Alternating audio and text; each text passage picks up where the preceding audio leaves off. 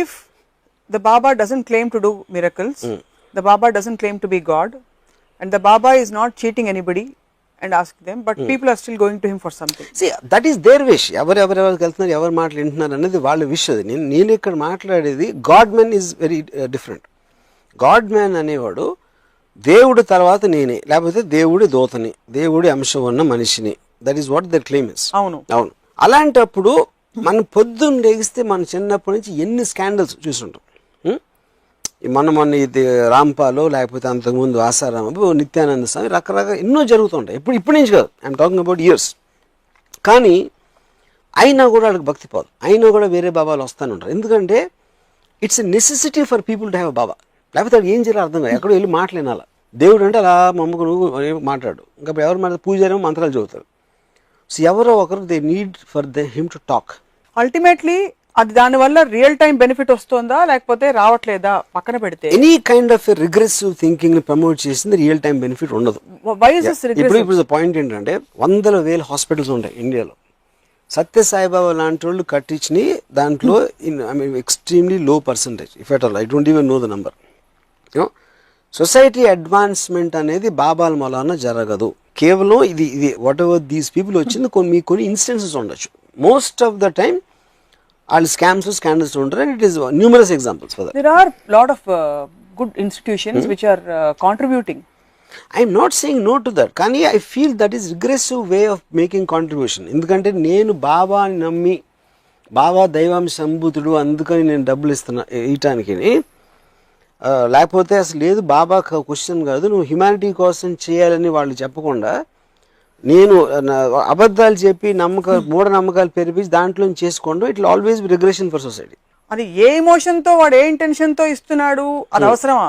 అప్రస్తుతం అవుతుంది కదా అది. కరెక్ట్. అంటే ఇప్పుడు ఎలా ఉందంటే అది ఒకడు బాగా కాదు, ఒకడు బ్యాంకు దొంగలు ఇచ్చేసి పూర్ పీపుల్కి ఇచ్చేస్తున్నాడు. అంటే అది కరెక్ట్ అంటే ఇది కరెక్ట్? నో అది వేరు, ఇది దొంగ. See there are 2-3 points. ఒకటి దేవుణ్ణి నమ్మేస్తాం, వీళ్ళు నమ్మటానికి ఆ నమ్మకం వలన వచ్చిన డబ్బులు ఏమవుతున్నాయి, ఏం చేస్తున్నాడు అనేది ఆల్ త్రీ డిఫరెంట్ పాయింట్స్. ఎందుకంటే మీకు బిల్ గేట్స్ కూడా ఇస్తున్నాడు foundation, you will give some donation. ఎవరో ఈ సినిమా వాళ్ళు ఎంటర్టైన్ చేసి వాళ్ళు ఇస్తారు, ఎవరికో అలా రకరకాల వాళ్ళు రకరకాలుగా ఇస్తారు. పెద్ద పెద్ద ఇండస్ట్రీస్లు కూడా ఇస్తారు. అలాగే బాబాలు కూడా చేస్తూ ఉండొచ్చు. But the method which babas adopt is regressive. That's what I'm saying. That's what I'm asking. Why is it regressive? They are driving an emotion. A different driving, kind of an they're emotion. driving an emotion on falseness. What is false? You're stunting people's minds. అంటే ఇప్పుడు ఇందాక నేను చెప్పినట్టు బ్యాంక్లో ఉన్న డబ్బు నేను దోచాను, అది సెపరేట్, ఇది నేను ఇచ్చేస్తున్నాను సెపరేట్. సో ఇక్కడ నేను దేవుణ్ణి, ఇతను దేవుడు అని నమ్మేసి ఆ కైండ్ ఆఫ్ దాంట్లో వీళ్ళు ఒక స్టాగ్నేట్ అయిపోవటం తప్పు. ఆ స్టాగ్నేషన్ డబ్బు వాళ్ళు ఏం కడుతున్నారు అనేది ఆ రెండుటిని మిక్స్ చేయకూడదు అంటున్నాను. సో మీ ఆరోపణ ఏమిటి? ఈ బాబాస్ అండ్ ఇన్స్టిట్యూషన్స్ కావాలని మాస్ హిప్నాసిస్ ద్వారా డబ్బు గుంజుతున్నారు అంటున్నారా? 100%. You feel so? 100%. So is there a problem with the institutions or with the devotees? With the devotees, always is the devotees. The Baba is a fine guy because he is making use of the dumbness of people. You are actually giving a motive and intention behind 100%. An institution like this. Yeah. And they are out to make money antaru. Everybody out to make money and name. Varma garu, meeku eppudaina కోపం వస్తుందా? I don't remember a single time in my life lo na కోపం రాదు. I don't believe that. Actually even I don't believe it sometimes because అది ఎలాగా understanding వచ్చింది. Okay, first of all let us define ఏంటి కోపం అంటే ఏంటి. ఇప్పుడు రోడ్డు మీద ఒకడు వెళ్తున్నాడు, ఒక వెహికల్లో, ఒక స్కూటర్ ఏదో రాంగ్ రూట్లో ఎవడో వచ్చాడు. రాంగ్ రూట్లో వచ్చినప్పుడు ఏంటంటే అది అరుస్తారు, లేకపోతే వెనకాల నుంచి ఎవడో కొట్టాడు ఒకటి టక్కని సార్, దాన్ని రోడ్ రేజ్ అంటారు. కొన్నిసార్లు కొట్టుకుంటాం, కొన్నిసార్లు చంపడం కూడా జరిగింది. చాలా ఫేమస్ కేసు ఉంది పంజాబ్లో, క్రికెట్ ప్లేయర్ ఎవడో రోడ్ రేజ్ అనేది. అది ఎందుకు నా రోడ్లో ఇటు వస్తున్నాడు, ఆబ్వియస్లీ మీకు థ్రెట్, ఒక ట్రాఫిక్ యాక్సిడెంట్ అయిందో లేకపోతే ఏదో జరిగింది, దాంట్ నుంచి ఒక విపరీతమైన కోపం అనేది మీరు రైట్ అనే ఒక కన్విక్షన్ నుంచి వస్తుంది. సో నేను రైట్ రాంగ్ అనేది నమ్మను కాబట్టి నాకు కోపం ఉండదు. మనం ఇక్కడ కూర్చున్నాం, ఎవరో కాఫీ అందిస్తున్నారు, ఎవరో కెమెరా చేస్తున్నారు, ఇంకోళ్ళు ఏదో చేస్తున్నారు, నా డ్రైవర్ ఏమో కింద వెయిట్ చేస్తున్నాడు, ఎప్పుడు అవుతాడో ఎప్పుడు వెళ్దామా అని వాడు అనుకుంటాడు. అందరూ వాళ్ళ పొజిషన్లో వాళ్ళ కేపబిలిటీ బట్టి, వాళ్ళకున్న సిచ్యువేషన్ బట్టి they have to be you know. అప్పుడు ఒక హుదూద్ సైక్లోన్ వస్తే మనం ఏం చేయలేం కాబట్టి దాక్కుంటాం. So we all have limited powers point. కానీ ఇలా చేయకూడదు ఇలా చెయ్యాలి అని రిలీజియన్ కానీ ఒక సోషల్ ఫ్యాబ్రిక్లో సోషల్ స్టాండర్డ్స్ కానీ ఒక మారల్ స్టాండర్డ్స్లో ఇది కరెక్ట్ ఇది రాంగ్ అని కొన్ని నియమాలు పెడతాయి ఇది సొసైటీ ఇన్ వేరియస్ వేస్. దాంట్లో నడుచుకుంటే కరెక్టు, దాంట్లో రాంగ్ అయితే కరెక్ట్ కాదు. సో కరెక్ట్ కాదన్నోడు వాడి గిల్ట్ ఉంటుంది కాబట్టి వాడి మీద విరుచుకుపడతారు. రాంగ్ సైడ్లో రైట్ సైడ్లో అనేది అక్కడి నుంచి వచ్చింది. అప్పుడు ఎవడైతే కారు దిగాడు వెనకాల నుంచి కొట్టాడు అనుకోండి, సపోజ్ ఒకడు నేను కారు నడుపుతున్నాడు, వాడు వెనకాల నుంచి వచ్చి గుద్దాడు అని వాడు కింద దిగుతాడు కోపంతో. అవతల కారు నుంచి దిగినోడు వీడికన్నా ఒక్క అడుగు పొడుగుంటే ఆడు కోపం దిగిపోతుంది. ఎందుకంటే అంతే, బికాస్ మీకున్న ఇండిగ్నేషన్ కూడా ఒక లిమిట్ ఉంటుంది. ఇప్పుడు నాకు తెలుసు, నాకు ఒక మేకప్ మ్యాన్ ఒకటి తెలుసు, ఆడికి విపరీతమైన కోపం వచ్చేప్పుడు ఆడి వాచ్ తీసి కింద పడేసాడు. iPhone 6 అయితే iPhone 6 పక్కన పెట్టండి, దట్స్ క్వశ్చన్ ఆఫ్ కాస్ట్. అప్పుడు ఏంటి, నేను కంట్రోల్ చేసుకోలేనండి అసలు కోపం ఎరగొట్టేస్తానంటే అప్పుడు నీకు ₹1,00,000 వాచ్ ఇస్తే ఎరగొట్టడు. ఎందుకంటే అప్పుడు దాని వాల్యూ బట్టి ఇది అవుతుంది. ఇప్పుడు గాజు గ్లాస్ ఉంది, నీ మీద కోపం వచ్చి నేను టక్కని దాన్ని కొట్టాను, అది ఇరిగిపోయింది. ఎందుకు, నాకు సబ్కాన్షియస్గా దాన్ని ఇరగొట్టేంత పవర్ నాకు ఉంది అని తెలుసు.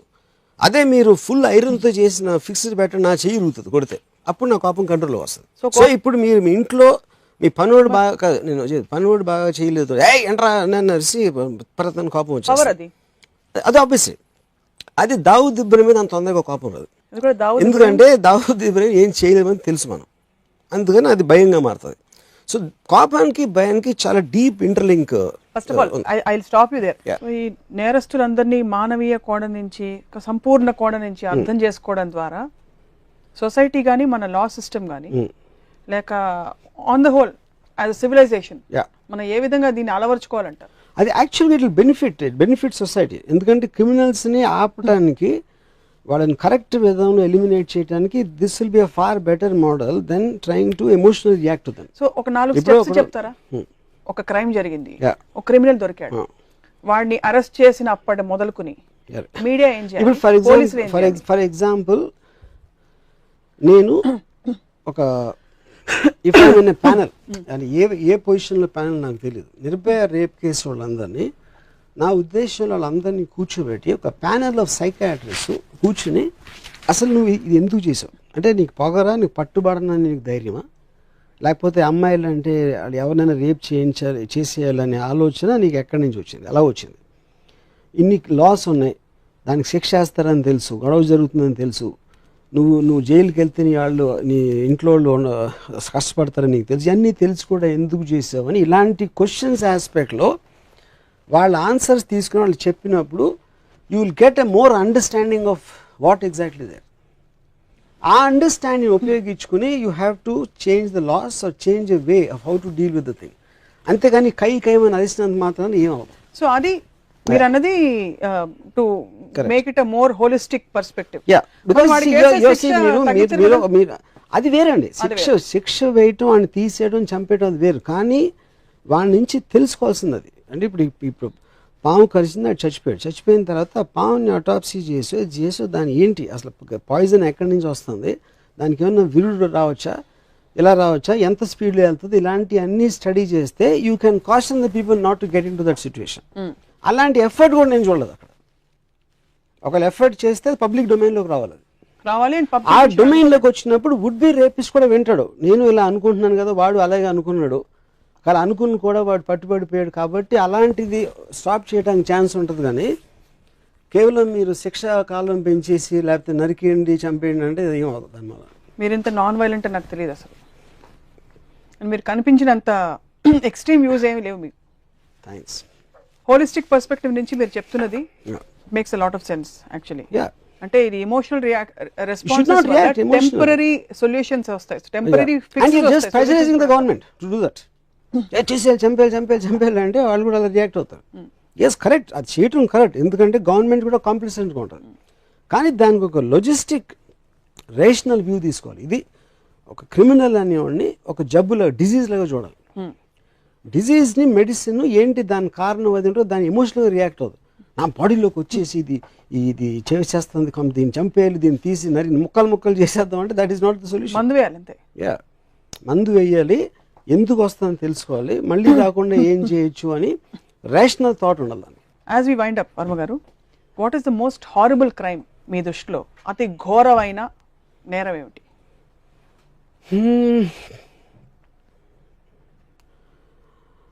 I feel serial killer psycho killers అనేవాళ్ళు ఏ అబ్జెక్టివ్, ఏ కారణం లేకుండా అమ్మాయిలు కాదు, వాళ్ళు కేవలం ఒక పైశాచిక ఆనందం కోసం చంపుతారు. కానీ ఇప్పుడు అగైన్ మీరు అతి నేరం అంటే నేను చెప్పలేను, అదొక యాక్ట్, అది చెప్పేది. ప్రతి దానికి ఒక కారణం ఉంటుంది. వాడికి డబ్బు కావాలా, లేకపోతే ఇది కావాలా, ఏదో వాట్ ఎవర్ ఇట్ ఈస్, ఆ మోటివేషను వాడుకున్న బ్యాక్గ్రౌండ్ దాంట్లోంచి అది వస్తుంది. వీడికి థ్రిల్ కావాలి, కరెక్టే, అది నేను కాదంటలేదు. కానీ మీరు రిలేటివ్గా చెప్పన్నారు కాబట్టి చెప్తున్నాను. ఒక కంపల్షన్ యాక్ట్ చేయించడానికి ఒక సిచ్యువేషన్లో కేవలం ఆ డిజైర్ కోసం ఇంకొకరిని చిత్రహింసకు గురి చేసి చంపడం అనేది there is a fundamental difference, అది నా పాయింట్లో. కానీ మీరు చెప్పినట్టు ఒప్పుకుంటాను, థ్రిల్ కావాలి, ఆడికి డబ్బు కావాలి, వీడికి థ్రిల్ కావాలి. ఇఫ్ ఈ ఇద్దరిలో నాకు ఒకరిని చంపడానికి అవకాశం ఇస్తే నేను థ్రిల్లోని చంపుతాను. ఎందుకంటే థ్రిల్ అవసరం లేదు మనిషికి అంటారు. అవసరం లేదని అంటలేదు, తక్కువ అవసరం అంటారు. తక్కువ. I would say that fellow మనిషిని చంపడం అనేది for that reason I think it's very. So you don't justify that a person needs to get a thrill. ఒక క్రిమినల్ సైకాలజిస్ట్తో మాట్లాడిన ఫీలింగ్ కలిగింది ఈరోజు. లాస్ట్ క్వశ్చన్ రాము గారు, ఈ బంధాల complication is it specific to the male female species of any nature, అంటే any nature of bandham, or it is true for any bandham? Male anything. I think family ఓరియంటెడ్లో మేల్ ఫీమేల్ ఉండదు. I think father son I think it's a very strong thing, and lot of times I saw with brothers and all that, and of course mother and children, and yeah. చాలా సీత గీత గంగామంగ ఇలాంటి అంటే రకరకాల మనం బంధాలని enhance చేసి elevate చేసే సినిమాలే చూస్తూ వచ్చాం. బంధాల కోసం యుద్ధాలు జరిగి చేసిన పురాణాలు కూడా చూసాం. ప్రాపర్టీస్ కోసం చంపుకోవడాలు చూస్తూ ఉంటాం. అన్న తమ్ముల కోసం లివర్లు కిడ్నీలు దానాలు చేస్తూ చూస్తూ ఉంటాం. ఇంత వైవిధ్యం ఉండే ప్రపంచంలో ఒక్క లైన్లో బంధాలని ఎలా వర్ణిస్తారు చెప్పేసేయండి, దెన్ విల్ వైండ్ అప్. బంధాలు in one line for me is a illusionary necessity what people feel, and so that they will kind be ఒక టై అనేది, ఆ టై అనేది ఎప్పుడు ఒక స్ట్రెంగ్త్ అని మన ఫీలింగ్ ఉంటుంది. But most cases it's a ఉరితాడని నా ఫీలింగ్. అది తాడుని మీరు బలం పెంచుకుంటానికి ఒకరినొకరు కట్టుకోవచ్చు. అంటే నాకు బంధం ఉన్న మనిషితోటి నేను ఒక తాడులాగా ఒక బంధాన్ని వాడి నాకు ఇంకొక పర్సన్కి ఒక బంధం, కానీ ఆ బంధం చాలాసార్లు ఉరితాడవుతుంది. మీ రియాక్షన్ నాకు అర్థం కావట్లేదు. అంటే మీరు సడన్ గా సీరియస్ మొహం పెట్టి ఎక్స్ప్రెషన్ కూడా లేకుండా సీరియస్, అది చాలా సీరియస్. అది అందరూ ఇప్పుడు ఉరితాడితే అంతే అంటే దట్ ఈస్ అంటే ఉరితాడు అనేది it's an extreme case, but that is the actual point, that is the truth. మేము మాత్రం మొత్తం రిలేషన్షిప్ లో స్టిఫిల్ అయిపోయి అంటే ఊపిరి పీల్చుకొని నేను ఒక సినిమా చూసాను, superb, forgot the name of the film. దాంట్లో చాలా చిన్న ఇల్లు, హస్బెండ్ అండ్ వైఫ్ ఉంటున్నారు. అంటే తను అంటుంది ఇప్పుడు ఇంత చిన్న ఇల్లు వలన we keep on bumping into each other, అది దాని వలన ఒక ప్రాక్సిమిటీ పెరుగుతుంది అనుకున్నాం. పెద్ద ఇంట్లో అంటే తను ఏదో ఇంకో రూమ్లో ఉంటుంది, ఏదో వేరే రూమ్లో ఉంటాడు, అక్కడ అన్నీ జరుగుతూ ఉంటాయి. చిన్న ఇల్లు అయ్యేసరికి కాన్స్టెంట్గా మీరు అడిగేస్తే మళ్ళీ తనకు తగిలి ఇక్కడ ఒక ఇంటరాక్షన్ పెరుగుతుందని అనుకున్నాం. But now you want to kill each other and overdose of ఇంటరాక్షన్లో. So that is the correct బంధానికి ఎగ్జాంపుల్. అంత స్పేస్ అవసరం. And yet they say the house should be big enough to give each other space but small enough to keep you together. Yeah, that's the point. చాలా problem ఏమొస్తుందంటే ప్రపంచంలో చాలా conflicting. Yes, everything is contradictory. Everything is contradictory. Yeah. Everything seems right in its own space. Yes. Yeah. But మేము మాత్రం Tollywood TV నుంచి మీతో మేము జన్మల బంధం కంటిన్యూ చేద్దాం రామోయిజం సిరీస్ ద్వారా అని అనుకుంటున్నాం. Okay, thank you very much ఈరోజు బంధాల గురించి. I have no problem with Tollywood TV because Tollywood TV ఎప్పుడు నా భుజం మీద చేయదు నా చాలా స్ట్రాంగ్. మ్యాక్సిమము నీ ఎపిసోడ్స్ ఇంకా బోర్ కొడుతున్నారా, తర్వాత కలుద్దాం బాయ్ అని చెప్పచ్చు. అంతకన్నా ఎక్కువ ఈ బంధం నుంచి నేను ఎక్స్పెక్ట్ చేయను, మీరు ఎక్స్పెక్ట్ చేయరు, కాబట్టి దట్స్ ఓకే. మీ ఫ్యాన్స్ భుజం మీద చేయ కాదు మా గొంతుల మీద చేసి కొత్త ఎపిసోడ్ రాలేదని చెప్పి చంపేస్తారు. బట్ ఎనీవే, ఇవాళ what was alarmingly surprising is మీరు ఈ మొత్తం బంధాల ఎపిసోడ్లో అమ్మాయి గురించి మాట్లాడలేదు ఒక్క సందర్భంలో, జస్ట్ వన్స్ తప్ప. రెండోది మీకు బంధాలు ఉన్నాయని అక్నాలెడ్జ్ చేశారు పబ్లిక్గా. బట్ కాన్సెప్ట్ ఆఫ్ కానీ నా బంధం డెఫినేషన్ వేరే ఇచ్చారు. బట్ ఏదో ఒకటి ఉంది, 3 బంధాలు ఉండాలి సమాజానికి, ఉంటేనే కదా ఫ్రేమ్ వర్క్ ఉంటుంది, it keeps a society together అని అక్నాలెడ్జ్ చేశారు. 4 మీ నాన్నగారిని 3 సార్లు, మీ అమ్మాయిని 4 సార్లు తలుచుకున్నారు. సో ఇవన్నీ కానీ తలుచుకోవడంలో actually undermine the relationship. But తలుచుకున్నారు నెల రోజులు తను ఉంటే నేను అరగంట కలిసానంటే దానికన్నా మీకు యాంటీ సెంటిమెంట్ ఏముంటుంది?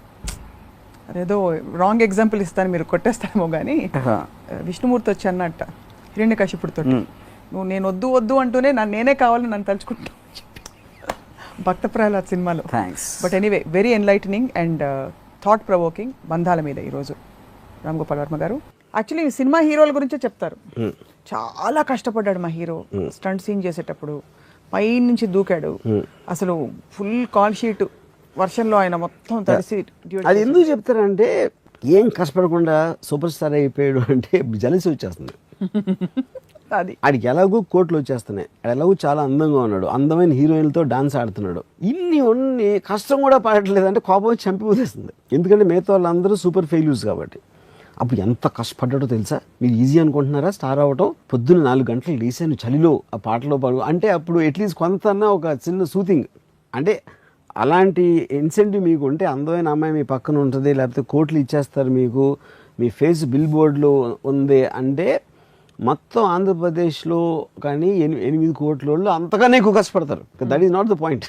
కానీ అది కేవలం ఒక కంటి తుడుపు కోసం మాట్లాడతారు, చాలా కష్టపడి చేసామండి అని. మీరు ఇమాజిన్ చేయండి, ఒక పెద్ద స్టారు 10 కోట్లు తీసుకుంటున్నాడు, పక్కన అందమైన అమ్మాయిలు ఉన్నారు, ఇది ఉంది, నేను ఏం కష్టపడినండి అలా ఆగిపోయి అలా చేసి వెళ్ళిపోతాను అంతే అంటే ఎంత మండిపోతుంది. అదే గ్లోరీ ఉండదు కాదు, ఎందుకు అది కంటి తుడుపు చర్య అంటారు. నిజంగా జరిగేది బాబుగారు బాగున్నారా వచ్చి పెట్టండి, తొందరగా అక్కడ చన్నీళ్ళతో వేడి నీళ్ళు వేయండి, ఇలాంటివన్నీ చేస్తారు. Because they can afford to, why not? So చెప్పటం అనేది కంటి తుడుపు చర్య. అప్పుడు వీళ్ళు ఈ పెచ్చిన వాళ్ళేమో చాలా కష్టం మాట అని అట్లీస్ట్ కొంచెం ఒక కన్సలేషన్ ప్రైజ్ లాగా ఉంటుంది, అది నమ్మినా నమ్మకపోయినా. అందుకే అలా చెప్తారు. అందుకని కష్టపడటం అనేది ఒక మారలిస్టిక్ వర్డ్ కింద బాగా రుద్దుతారు. ఎంత కష్టపడొచ్చాడో తెలుసా నీకు, ఇవాళ ఇలా చూస్తున్నావు, వాడు ఎంత కష్టపడ్డాడో తెలుసా అని మీరు ఎమోషన్లో ఒక డైలాగ్ చెప్తే, మీరు ఒక సాడ్ మ్యూజిక్లో ఆ రోడ్ల మీద తిరుగుతా అలా వచ్చి ఆయన కానీ రోడ్ల మీద చాలా హ్యాపీగా వచ్చి ఉంటాడు, అది తెలియదు ఎవరికి. చాలామంది నన్ను అంటారు మీరు అంత కష్టపడి వచ్చి ఉంటారండి, ఎందుకంటే వాళ్ళకి ఇష్టం అది నమ్మటం. కష్టపడి రావడం అంటే ఫిజికల్ గా మీరు నడిచొచ్చారా పరిగెట్టుకుంటూ వచ్చారని కాదు, బట్ మీరు ఆ సందర్భాలు మీకు చేతిలో 100 రూపాయలు మాత్రమే ఉంది, వాళ్ళ పొద్దున భోజనం గడిచిన రాత్రి భోజనం ఏమిటి అది ఎవరు అసలు. ఇప్పుడు అదే నా పాయింట్. ఇప్పుడు నేను కాలేజ్లో ఉన్నప్పుడు మా ఫాదర్ నాకు 400 రూపీస్ పంపించారు. 400 రూపీస్ అది రెంట్ గింటూ ఐ మీన్ రూమ్ రెంట్లో ఇలాంటివన్నీ 2 రోజులు 3 రోజులు అయిపోయింది మొత్తం. అది డబ్బులు నీకు జేబులో అసలు, కానీ నా దగ్గర డబ్బులు లేదు, ఎలాగ రేపు బ్రేక్ఫాస్ట్ తింటాం, అరే ఎవరిని పడదామని ఆలోచించేవాడిని. టూత్ పేస్ట్ కొనడానికి డబ్బులు లేకపోతే ఫారూక్ దంతమంజన్ టూత్ పౌడర్ వాడేవాడు నేను.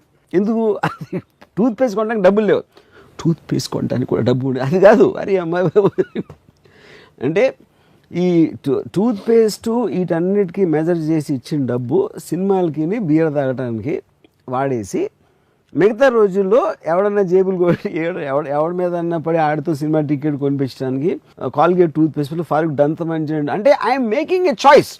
టూత్ పేస్ట్ తోటి నేను పళ్ళు తోముకోవాలా, దంతమంజన్ పౌడర్ సరిపోతుంది. ఇప్పుడు అర్థమైంది. సో ఆలోచిస్తూ ఆ డెసిషన్ నేను తీసుకుంటున్నాను, అంతేగాని మీరు కూర్చుని బాధపడి. సో బస్సులో వెళ్ళి ఉన్నాను ఏది బాంబేకి వీడియో క్యాసెట్లు కొనడానికి. బస్సులో 14 గంటలు వెళ్ళి బాంబే రోడ్లలో అక్కడ తిరిగి అక్కడ నడుచుకుంటూ వెళ్ళి ఫలానా వీడియో లైబ్రరీలో క్యాసెట్లు తీసుకుని ఇలా వచ్చేవాడిని అని నేను చెప్పచ్చు. కానీ నాకు బాంబే వెళ్ళడం విపరీతమైన ఇష్టం. ఎందుకంటే ఉట్టి బాంబేలోనే అమ్మాయిలు మినిస్కర్ట్లు ఉండేవారు. అంటే హైదరాబాద్తో కంపేర్ చేస్తే ఆ టైంలో కొంచెం మంచి టైట్ డెనిమ్ ప్యాంట్స్ అట్లా కొంచెం సెక్సీ అవుట్ఫిట్స్ ఉండేవారు అన్నమాట. అప్పుడు నేను బస్ స్టాండ్లో దిగి ఈ ఫలానా గ్రాండ్ రోడ్ అనే చోటకి నడిచి వెళ్ళాను అమ్మాయిలు చూడటానికి. I use to enjoy. అలా కానీ మరి అంటే సో ఇప్పుడు అది తీసేస్తే 7 కిలోమీటర్లు నడిచి వెళ్ళేవాడిని అని నేను చెప్పాను కదా. కానీ I enjoyed that a lot. So నేను 400 రూపాయలు మా ఫాదర్ పంపినప్పుడు కానీ, ఫారూక్ దంతమంజన్ టూత్ పౌడర్తో పెళ్ళు తోముకున్నప్పుడు కానీ, బ్రేక్ఫాస్ట్కి డబ్బులు లేనప్పుడు కానీ ఎప్పుడు కూడా అసలు నేను ఎంజాయ్ చేయ కూడా లేను అసలు. కానీ నాకు ఒకటే అర్థం అదేంటి అప్పుడు మీ మెంటల్ స్టేట్ బట్టి ఉంటుంది. దట్ ఈస్ అది అప్పుడు కూడా అలాగే ఫీల్ అయ్యారా? ఇప్పుడు అలా నేను కాన్షియస్ గా ఉన్నప్పటి నుంచి ఇప్పటి వరకు నేను కష్టపడటం అనేది ఎరగను అసలు. కానీ నాకు ఒకటి అర్థం కాదు, మీరు కొంచెం కూడా దుఃఖం ఫీల్ అవ్వకుండా ఈ సంతోషం సంతోషం సంతోషం అంటే బోర్ కొట్టదా? ఎందుకంటే ఇప్పుడు మీరు అడిగింది గుడ్ క్వశ్చన్. ఓన్లీ డిఫరెన్స్ ఏంటంటే మీకు డిగ్రీ ఆఫ్ డిఫరెన్స్ లేనప్పుడు అసలు దాని ఫీలింగ్ కి మీనింగ్ లేదు. కానీ మీకు అర్థమైంది ఏంటంటే సంతోషం ఇంకా సంతోషం ఇంకా సంతోషం చాలా అది sir. That is where the difference ma'am. ఇప్పటికి అర్థమైంది. సో ఇప్పుడు కష్టపడుతున్న చదువుతున్న పిల్లలందరినీ మీరు ఇవాళ హాయిగా కరప్ట్ చేసి పడేశారు. కష్టపడి చదువుతున్న నేను పిల్లలకి ఏం చెప్పను, పేరెంట్స్ చెప్తాను, దయచేసి కష్టపడు, బాగా కష్టపడు, చాలా కష్టపడితే కానీ నువ్వు పైకి రావు, నీకు మార్కులు రావు అని వాళ్ళ మైండ్లు చెడదొబ్బద్దు అని ఒక. అలాగే మీరు కూడా కష్టపడి పిల్లల్ని పెంచుతున్నాం అనుకోకండి. నేను కష్టపడుతున్నాను అనుకుంటే you are a failed person in life. ఎవరైనా మీకు కష్టపడు అని చెప్తే వాళ్ళు మిమ్మల్ని బూతులు తిట్టినట్టు మీరు అనుకోవాలి. విన్నారు కదా అందరూ? That is what my advice is. And చాలా కష్టపడుతున్నాను, పోరు కొడుతుంది అయినా చేస్తున్నా, ఇంట్రెస్ట్ లేదు అయినా చేస్తున్నాను అంటే వాళ్ళ బతుకు చావుతో సమానం. Thank you very much. జీవితంలో ఎప్పుడైనా ఎవరికైనా ఐ లవ్ యూ చెప్పారా? చాలా మందికి చెప్పారు. చాలామంది చెప్పారు. పెళ్ళికి ముందు, పెళ్ళికి తర్వాత కూడా. దాంట్లో ఒక ఇంట్రెస్టింగ్ ఎపిసోడ్ ఏదైనా? ఇంట్రెస్టింగ్ ఎపిసోడ్ నా పర్సనల్ అంటే మీరు పర్సనల్ ఇప్పటివరకు మీరు పబ్లిక్ అయిపోయారు. నా పర్సనల్ విషయాలు నేను చెప్తాను. కానీ ఇప్పుడు ఇంట్రెస్టింగ్ ఎపిసోడ్ అంటే అమ్మాయి పేరు చెప్పాలా లేకపోతే మన ఎపిసోడ్ అంటే ఇంకేం చెప్పాలి? ఎపిసోడ్ మీన్స్ ఆ బ్లాక్ సినిమా బ్లాక్ పేరు అవసరం లేదు, పేరు చెప్పండి.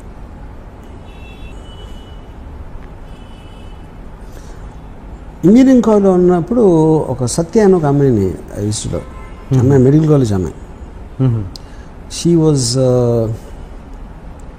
అంటే ఆ టైంలో ఇంజనీరింగ్ కాలేజ్ కాంపౌండ్లో ఒక మెడికల్ కాలేజ్ కూడా టెంపరీగా ఉండేది. అంటే బిల్డింగ్స్ తర్వాత కడుతున్నారు, ఈ లోపల యూజ్ చేయడానికి అన్నట్టు ఒక బిల్డింగ్ యూజ్ చేశారు అనమాట. సో వాళ్ళందరూ ₹1,00,000 డొనేషన్ కట్టి వచ్చిన వాళ్ళు, మేమందరం 10,000 12,000 కట్టి ఇంజనీరింగ్ బ్యాచ్. ఓకే. సో మా అందరికీ కూడా ఒక ఇన్ఫీరియారిటీ కాంప్లెక్స్ ఉండేది. కానీ మెడికల్ కాలేజ్లో అమ్మాయిలు ఉండేవారు, ఇంజనీరింగ్ కాలేజ్లో చాలా తక్కువ. ఇప్పుడు దాంట్లో అందరికన్నా అమ్మాయి సత్య అమ్మాయి ఒక కార్లో వచ్చింది, blue Padmini Premier college, Padmini Premier car. College కాంపౌండ్లోకి ఆ కార్ ఎంటర్ అవుతుంది. ఇప్పుడు కూడా కూర్చున్నారు, ఇన్ని ఇయర్స్ అయిన తర్వాత అసలు ఆ కార్ అలా ఎంటర్ అయ్యి రోడ్ మీదకి వస్తూ ఉంటే ఇక్కడ నా హృదయంలో బ్యాక్గ్రౌండ్ మ్యూజిక్ ఆ అమ్మాయిని ఎప్పుడు నేను దగ్గరికి వెళ్ళి అంటే నాకు తర్వాత పరిచయం అయింది. కానీ పరిచయం ఏంటంటే ఇంకొక ఫ్రెండ్ ఉండేవాడు కాలేజ్లోనే, ఆడు కైజర్ అని, ఆడు చాలా అందంగా ఉంటాడు. అతని సిస్టర్ కూడా మెడికల్ కాలేజ్ అన్నమాట. సో అతని సిస్టర్ ద్వారా పరిచయం చేసుకుని నన్ను ఆడ బ్యాచ్లో ఒక గ్యాంగ్ హోల్డ్ లాగా చెప్పాడు నా గురించి అమ్మాయికి. నేను కూడా ఎప్పుడు అంటే అమ్మాయి అందం ముందు కానీ స్టేటస్ ముందు ఎందుకు పనికిరాను అనే ఫీలింగ్ నాకు ఉంది. కాబట్టి నేను ఎప్పుడూ ఒక ఆరాధించేవాడిని, లవ్ చేసేవాడిని. కానీ ఎప్పుడు నేను అసలు ఏంటది అమ్మాయి నాది అవ్వాలి, వెళ్ళి ప్రపోజ్ చేయాలి నా ఆలోచన కూడా నాకు రాలేదు.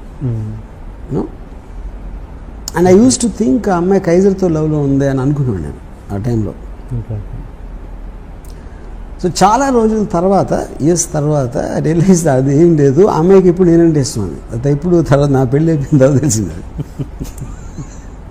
సో ఇది అదేమంటారు, దాన్ని ఎక్కవలసిన రైలు జీవితకాలం లేట్ అంటారు కదా, అలాంటిది అది. మీరు ప్రతి వాళ్ళ విషయంలో ఇలాగే లేట్ చేస్తున్నట్టున్నారు, శ్రీదేవి విషయంలో కూడా. కరెక్ట్.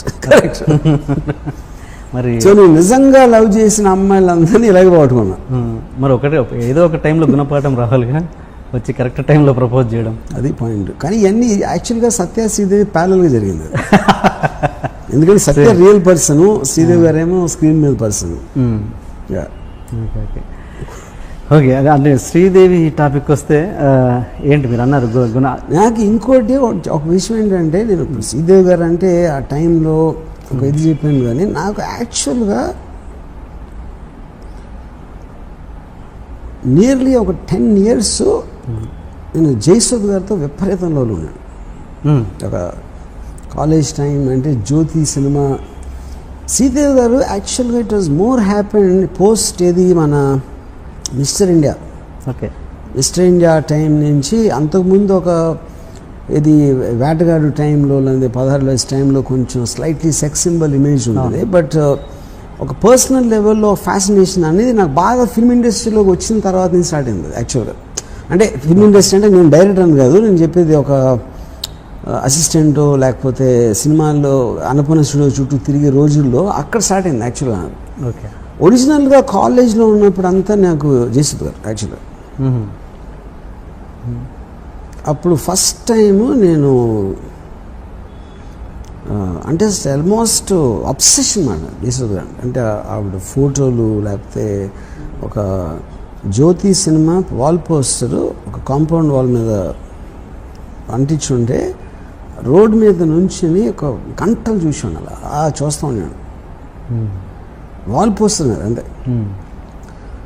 తర్వాత ఒకసారి ఫస్ట్ టైం శ్రీవారి వచ్చినట్లు షూటింగ్ జరుగుతూ ఉంటే మా ఫాదర్ని అడిగి జయసుధ అక్కడ జయసుధ గారు కొంచెం దూరంలో ఆవలిస్తున్నాం అంటే ఒక సినిమా స్టార్ కూడా మనిషిలాగా మామూలు మనిషిలాగా ఆవలిస్తుందని నేను తట్టుకోలేకపోయాను. I just was disappointed and I felt betrayed అసలు. ఇంకోటి స్క్రీన్ మీద మీరు చూసినప్పుడు ఒకరిని అంత పెద్ద స్క్రీన్ మీద లైట్స్, కంపోజిషను, మ్యూజిక్, డైలాగ్తో చూస్తారు కాబట్టి సడన్గా ఏమీ లేకుండా బేరుగా చూసినప్పుడు ఎవరైనా డిసప్పాయింట్ చేస్తారు, ఇర్రెస్పెక్టివ్ అది ఎంత పెద్ద స్టార్ అని అవును. సో అన్ని సంవత్సరం అమరదీపం అనే సినిమా థర్డ్ ఇయర్ ఇంజనీరింగ్లో వచ్చింది. మన కృష్ణాంకిలో రాంప్రియ అని ఒక థియేటర్ ఉండేది. 7 సార్లు ఒక క్లోజప్ కోసం చూసాను ఆ సినిమా. జయసుధ్ గారు ఒక క్లోజప్ ఒక పాటలో జస్ట్ ఒక మ్యాక్సిమం 3 seconds వస్తుంది అది ఆ షాట్ పాటలో. ఆ క్లోజప్ కోసం ఎగ్జామ్స్ జరుగుతున్న టైంలో 7 సార్లు చూసిన కేవలం ఆ క్లోజప్. ఆ మిగతా సినిమాకి నాకు సంబంధమే లేదు అసలు. అది యాక్టింగ్ కాదు, ఆవిడ ఏం యాక్ట్ చేశారో అది కూడా కాదు. తర్వాత ఒక ఫస్ట్ టైం రావు గారి ఇల్లులో పనిచేస్తున్నప్పుడు అసిస్టెంట్ డైరెక్టర్ చేసిన రావు గారిలో తెలుసు. జయసుధ్ గారికి సీన్ పేపర్ ఏమని మా డైరెక్టర్ చెప్పారు తరుణి. అంటే ఫస్ట్ టైం జయసుధ్ గారికి 2 అడుగుల దూరంలో నిలబడే అవకాశం వచ్చింది. సో నేనే రాసిన సీన్ పైగా నేను మొత్తం రాసి ఆవిడకి ఇస్తున్నాను కాబట్టి ప్రతి వర్డు ఇది అది అంటే ఆ రోజుల్లో ఇది కూడా ల్యాప్టాప్ ఉండేది కదా, అన్ని హ్యాండ్ రైటింగ్ అవి చింపేసి మళ్ళీ రాసి నాకు చాలా బ్యాడ్ హ్యాండ్ రైటింగ్ పైగా తెలుగు రాయడం వచ్చా మీకు? Of course. నా హ్యాండ్ రైటింగ్ ఎంత అందంగా నా శక్తికి మించిన కృషి చేసి ఫైనల్గా సీన్ రాసి తీసుకెళ్ళాను. ఏది రాత్రి అంతా రాసి పొద్దున్న రాసి ఆవిడ షూటింగ్ వచ్చే టైంకి ఆవిడ కూర్చుని ఉంటే వెళ్ళి ఇచ్చింది పేపర్. నా మైండ్లో ఏంటి ఆవిడ చదివి ఇంప్రెస్ అయిపోయి ఎవరు రాశారు అని ఒక బల్బులాగా ఆవిడ మొహం వెలిగి నేనే రాశాను అని చెప్దామని నా ఫ్లాష్ ఫార్వర్డ్ అయిపోయింది సీన్ ఆల్రెడీ. మొత్తం బ్యాక్గ్రౌండ్ ఎడిటింగ్ చేసి నా మైండ్లో ప్లే అయింది అది ఆల్రెడీ చాలాసార్లు. నేను ఇవ్వగానే ఎన్ని పేజీలు అది ఫస్ట్ టైం. అది ఆబ్వియస్లీ ఐ నో ఆవిడ అన్ని సినిమాలు చేశాక మళ్ళీ సీన్ చూసి ఎక్సైట్ అయిపోయేంత సీన్ అనేది ఏ సీన్లోనే రాదు అంత ఒక ఆర్టిస్ట్కి. యూనో ఎన్ని పేజీలు అంటే నేను ఏదో చెప్పాను. అప్పుడు సీన్ వినిపిద్దామంటే ఉట్టి షార్ట్ చెప్పు చాలా. ఇప్పుడు ఆ సీన్ అంతా చదివి ఓపిక ఇనేది లేదు. అప్పుడు మొత్తం నా ప్రేమ నా ఆరాధన అంతా మీద ఒక చెంబుడు నీళ్లు టబాక్ అయిపోయింది అక్కడ.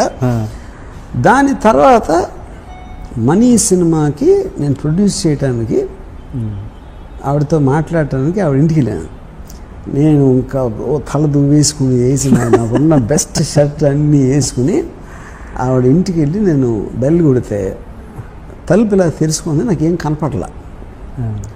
ఏం కనపడలేదు ఏంటంటే అది నితిన్ కపూర్ చెస్ట్, అది నా ఎదురుగా ఉంది అక్కడ. నేను ఇలా తలెత్తి చూసి అయిపోయింది, అక్కడతో నా స్టోరీ ఫినిష్డ్. అంటే అక్కడికి పెళ్ళైందన్న విషయం నాకు తెలుసు, కానీ సడన్గా నితిన్ కపూర్తో నేను పోల్చుకుంటే నేను ఒక టీంగా ఒక ఏంటి ఇలా కొట్టేయండి వెళ్ళి హైదరాబాద్, చెన్నైలో జరిగింది అది. నేను వెళ్ళి హైదరాబాద్లో పడతాను. దాంతో నా లవ్ స్టోరీకి ఫుల్ స్టాప్ ఇచ్చింది అంతే.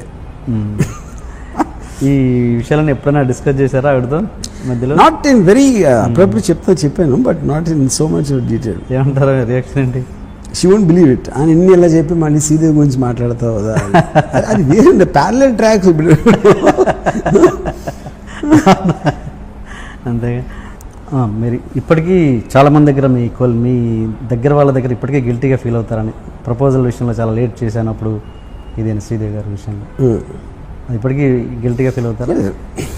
What ever I said already నేను బుక్లో రాశాను, నా ఇష్టంలో రాశాను. అండ్ హిమ్మత్వ అమితాబ్ గన్స్ గన్స్ అంతా ఓకే ఓకే. అంటే దాని గురించి బోనిగా స్టేట్మెంట్ ఇచ్చేసి ఈజ్ ఎ పర్వర్టెడ్ మ్యాన్ అన్నట్టు కూడా ఇచ్చారు కదా. ఇప్పుడు మీడియా కూడా అడుగుతుంది ఇలా అన్నాడు దాని మీద, అంటే ఏమంటాడు బోని కూడా ఇస్తాడు. ఓకే. ఇది ఒకవేళ శ్రీదేవి గారు చాయిస్ బోని కపూరే అయితే కనుక అంతకంటే బెటర్ చాయిస్ నేను కదా.